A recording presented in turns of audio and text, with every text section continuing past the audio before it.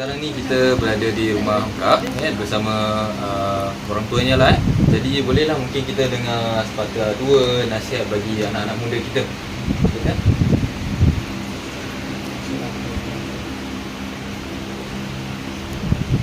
Mungkin tak pernah aku tidak cakap, tapi pada moment ini saya rasa minta maaf lebih dahulu kalau ada kata-kata mungkin yang menyinggung perasaan, kata-kata yang menyakitkan hati. Minta minta maaf lebih dahulu. Lalu kita nak cakap sini pandai, tapi pengalaman sebagai orang tua, kita menjalani hidup hari demi hari, waktu demi waktu, masa demi masa, sampailah kita dewasa. Pernah kita fikir tentang ayah dan ibu. Itu yang paling penting sekali dalam hidup. Sebab pada cik, orang kalau tak fikir orang tua tu besar dosa dia. Sebab apa? Tanpa orang tua, kita tak melihat dunia. Oleh kerana ada wujudnya orang tua lah yang dapat kita melihat segala-galanya. Tapi kita tak boleh kata orang tidak tahu menghormati dia, tak boleh memberi suara kepada dia. Kalau dikatakan ibu, bermakna besar darjat seorang ibu. Bila kita cakap kita ibu bersuara sikit, kita menjawab soalan dia dengan nahu dan nadah yang tinggi, dah jadi satu dosa yang amat besar. Menyinggung saja perasaan seorang ibu dah jadi satu dosa yang besar. Sebab ibu adalah paling halus. Yang pertama, kita harus menghormati kehidupan kita, harus menghormati Allah SWT. Yang kedua, harus kita menghormati adalah ibu kita.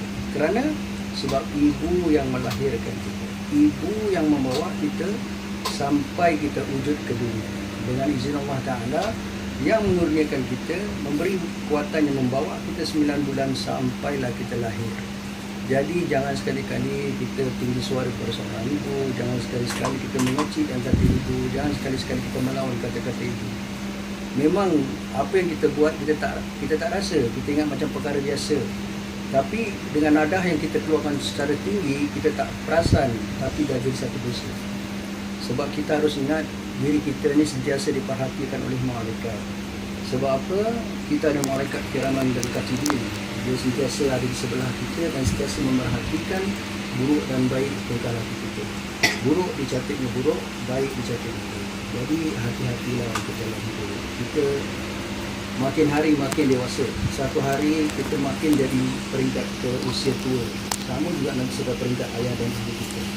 Dan kalau waktu-waktu itu kita mungkin kalau di panjangan umur ada jodoh, mungkin kita pula akan menjadi seorang isteri kepada suami ataupun seorang suami kepada seorang isteri. Lepas itu kita akan jadi ibu dan peringkat ibu dan ayah pula. Lepas itu kita pula melalui jalan hidup.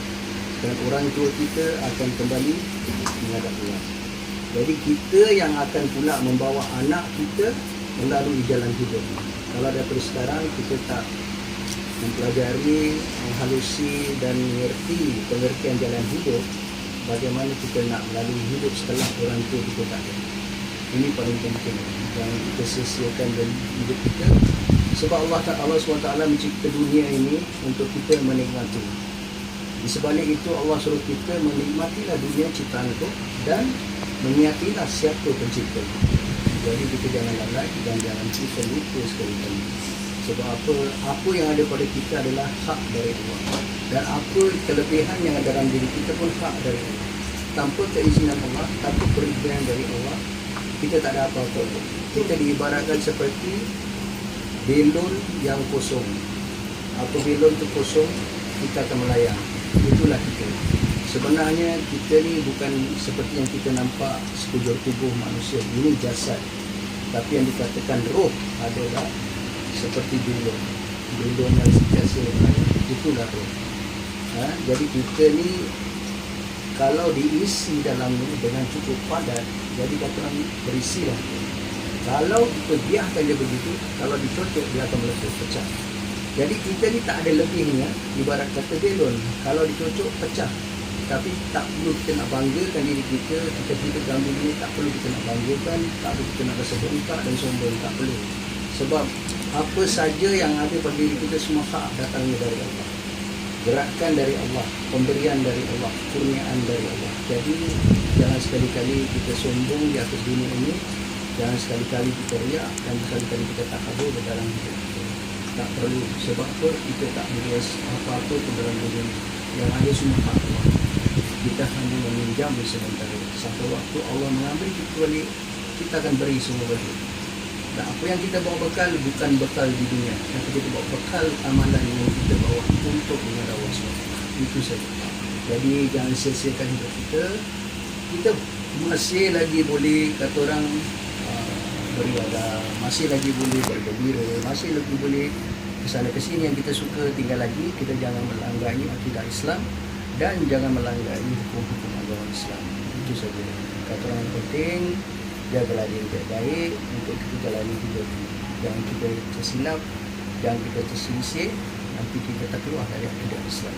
Sebab akidah Islam cukup halus dan cukup terperinci. Kalau kita tergelincir, kita tetap keluar dari akidah. Jadi jagalah baik-baik. Ya. Apa ni nak tambah apa? Cik. Kalau cik seorang ibu. Kalau misalnya kata nanti kalian semua dah berjaya dalam hidup, jangan pernah sekali lupakan hidup. Katalah macam korang dah kerja office ke whatever lah, kerja apa sekalipun lah, hari-hari mesti nak call mak. Jangan 1 tahun sekali, berapa bulan sekali, apa semua, jangan. Tahu tak korang bila seorang ibu dengar suara anaknya setiap hari, dia tahu anaknya sihat, dah makan, selamat, sentiasa dilindungi Allah. Kalau misalnya kata dah lama setahun tak telefon, ini kalau dah berumah tangga lah, tak telefon tak apa, ni tahu-tahu nanti hari raya baru nak datang, baru nak jumpa mak. Nanti perasaan mak tu macam mana? Kita tak pernah telefon dia, tak pernah apa, tak pernah tanya khabar pun. Lagi kalau dia sakit, mesti kita nak tahu mak kita macam mana. Jangan pernah lupakan seorang ibu. Kalau misalnya kata kita dah macam tertengking ke ter lah, kalau kita rasa macam apa dia buat dosa, mak aku tu buat salah, mak aku cepat lah. Kalau kita jauh, cepat call, mak tadi orang buat apa ni, minta maaf, ada mungkin pelanggar ke apa-apa. Ibu tu kan akan macam cakap macam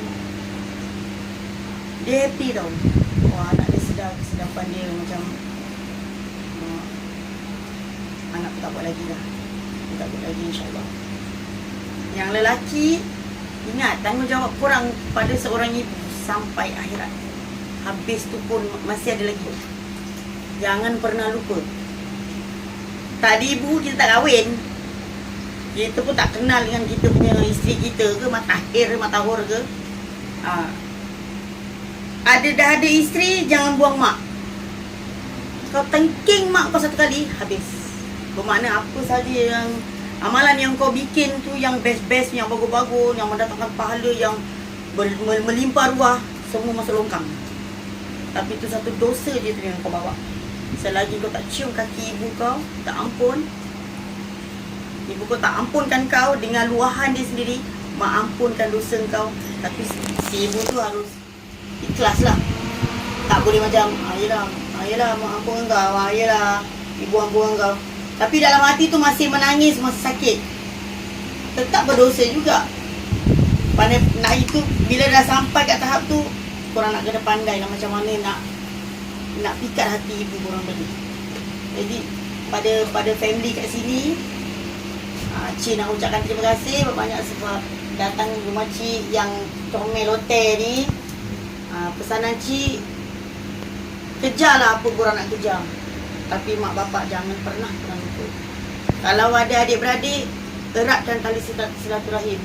Sebab bila mak bapak dah pergi nanti, mak bapak tu mesti nak pastikan yang anak-anaknya bersatu sebelum dia pergi. Okay? Terima kasih banyak. Terima kasih Ustaz dia.